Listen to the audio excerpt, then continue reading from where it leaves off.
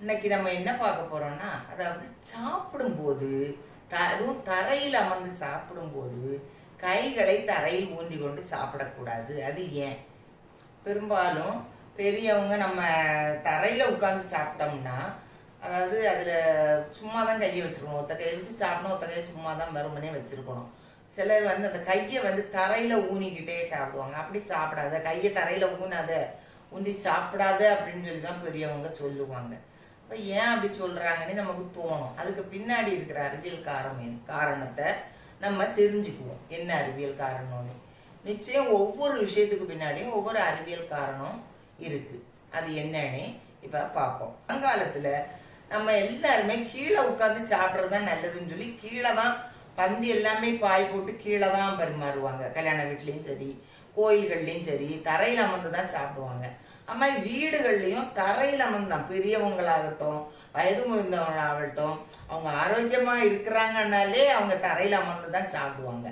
தரையில வந்து சாப்பிடுவதே ஆரோக்கியம்னு சொல்லுவாங்க. அப்படிப்பட்ட நேரத்துல ஒரு பந்திலையோ இதுல உட்கார்ந்து இருக்கும்போது நம்ம முதல்ல எப்படி உட்காரணும்னா, கால்களை மடித்து, ரெண்டு பக்கமும் நல்ல கால்களை மடித்து சம்மணம் போட்டு அப்படி உட்கார்ந்து தான் சாப்பிட வேண்டும் இலையில பரிமாறுற உணவுகளை.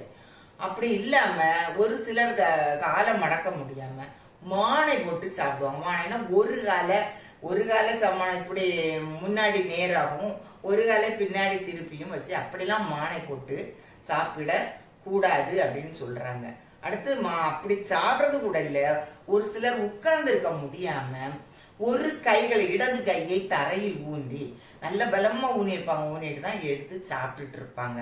அப்படி ஊன்றி சாப்பிடக்கூடாது அப்படின்னு சொல்றாங்க. ஏன் அப்படி ஊன்றி சாப்பிடக்கூடாது?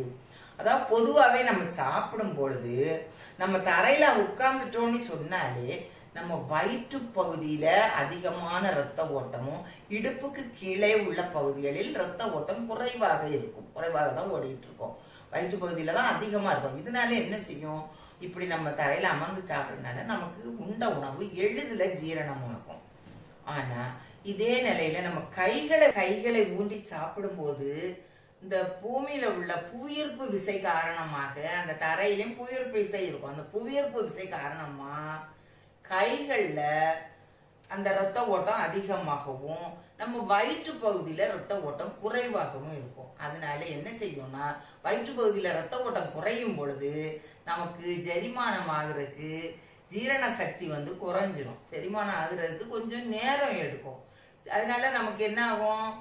அதாவது உண்ட உணவு செரிக்கிறதுக்கு நேரம் ஆச்சுன்னா நமக்கு செரிமான பிரச்சனைகள் வரும், ஆரோக்கிய குறைபாடு ஏற்படும். அதனாலதான் நம்ம கைகளை ஊன்றாமல், அதாவது சம்மணம் போட்டு உட்கார்ந்து நீட்டா சாப்பிடணும் அப்படின்னு வந்து சொல்லியிருக்காங்க பெரியவங்க. வணக்கம்.